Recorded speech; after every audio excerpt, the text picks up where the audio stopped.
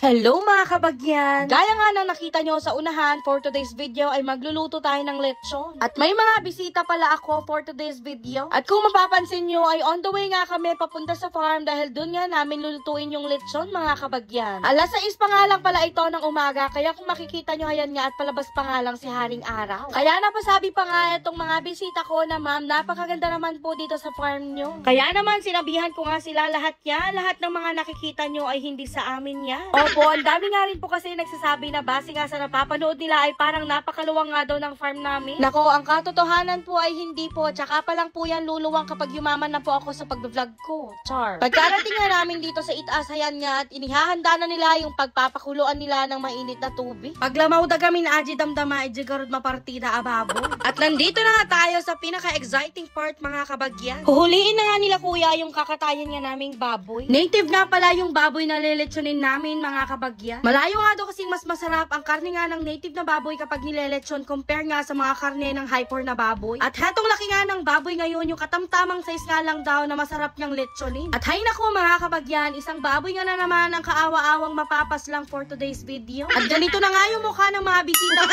Umpisahan na nga nila ang katayan nga yung baboy. Si kuya and friends nga pala ang papas lang nga dito kay Pepa. At dito na nga lang nila gagawin nga yung ritual sa kolong-kolong ng friend nga ni kuya na taga Japan. Hawak na nga din pala ni kuya dito yung kasirola nga na may laman na suka. At dito nga pala nila ilalagay yung mga dugo nga na makukuha nila kay Pepa. At ayan na nga mga kabagyan, inumpisahan na nga nila yung pagdukduk nga sa leeg nga ni Pepa. Tunay ngang nakakaawa pero Pepa, pasensya na, bigla kasi kaming nag-crave nga ng lechon. At namapas lang na nga nila si Pepa, heto naman si kuya at kinakayasan na nga niya yung kawayan. Dumating at sumunod na nga rin pala sina Baby AJ dito nga sa farm. Pinakain ko nga rin pala yung mga bisita ko, heto nga nakakalason nga daw na prutas. Fix nga ito kung tawagin nga ng iba, pero nga kami dito sa Isabela, tinatawag nga namin itong tibbig. Nabuong akala ko noong bata ako, nakakalason nga talaga itong prutas ng ito. Pero dahil nga sa napanood ko dito sa Facebook na nakakain nga pala ito, hayan nga at sinubukan na nga din lang namin. Habang nililinis nga pala nila si Pepa, hayan nga at kumuha muna kami ng bulaklak nga ng kalabasa. At dito nga mismo sa tabi ng mga kalabasang ito ay dito ko nga gustong ipatayo yung content hat nga na sinasabi ko. Ang gusto ko kasing background habang nagluluto nga ako soon sa mga content ko ay yun ngang lunti ang kulay nga ng mga kabukiran. At yung pera nga na gagamitin ko sa pagpapatayo nga ng content hat na maliit ay yun ngang mga sinasahod ko na dito nga sa Facebook. Hindi pa naman yan ganun nga kalakihan, pero kapag naipon na siguro ay may papatayo ko na nga kahit yung 4 nga munang paanong kubo. Nililinisan pa rin pala nila si Pepa mga kabagyan, kaya hayan nga't nagluto nga muna kami nila ate ng ulam nga namin pang almusal. At nagluto nga lamang kami dito ng torta nga sayote. Pangit nga pala yung anggulo ko doon dahil nakikita nga yung side ng CR, kaya sabi ko kay ate siya na nga lamang yung magluto at bibidyohan ko na nga lang siya. At habang ino-opera pa nga lang nila si Pepa dito mga kabagyan, heto naman kami nila kuya at pabalik na nga ulit sa farm dahil kami nga ay bumili ng uling. 2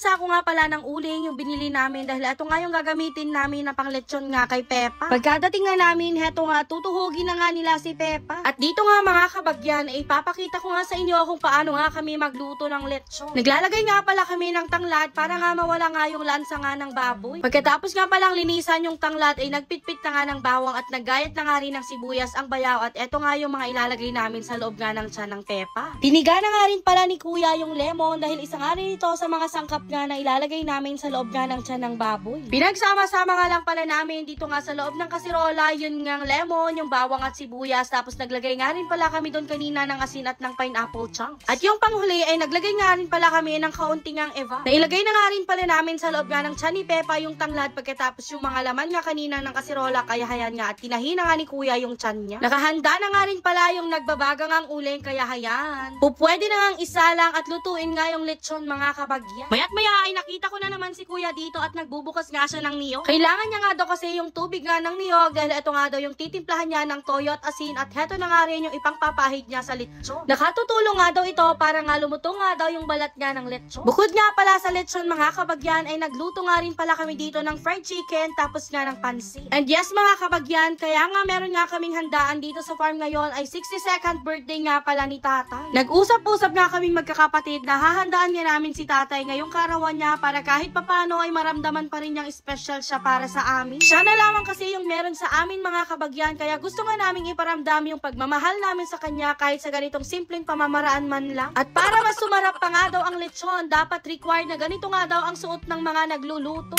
And yes mga kabagyan, ito nga palang lechon lechon ay regalo ni kuya at ang hipag ko kay tata. At nang maluto na nga ang lechon mga kabagyan, hayan nga at excited na ang lahat na kumain. Medyo late lunch na nga kasi etong nangyari, kaya nung machap-chap na nga hayan nga at nag-umpisa na nga ang kumain ang lahat. At heto nga pala ang panghuli ko ngang masasabi. May kanya-kanya nga pala tayong pamamaraan ng pagpapakita nga ng pagmamahal sa mga magulang natin. At iparamdam sana natin yun habang sila ay malakas at nakakasama pa natin. O siya mga kabagyan, kain na po tayo.